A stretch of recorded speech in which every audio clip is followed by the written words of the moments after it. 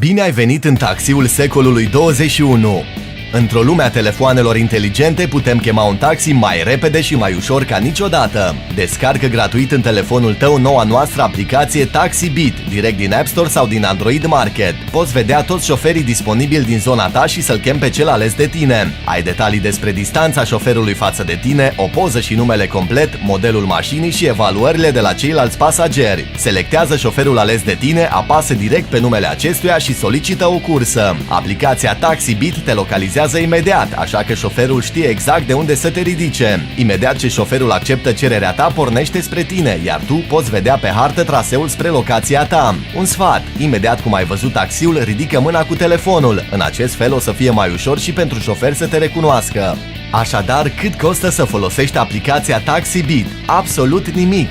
Iar cea mai bună parte este că poți să evaluezi șoferul, fiind astfel direct implicat în influențarea calității serviciilor din industria taximetriei. În plus, există și o siguranță, deoarece doar șoferii cunoscuți și evaluați pot fi selectați pentru a li se solicita curse. Deci, ce mai aștepți? Descarcă aplicația gratuită și alătură-te acum acestei revoluții, doar împreună cu TaxiBit.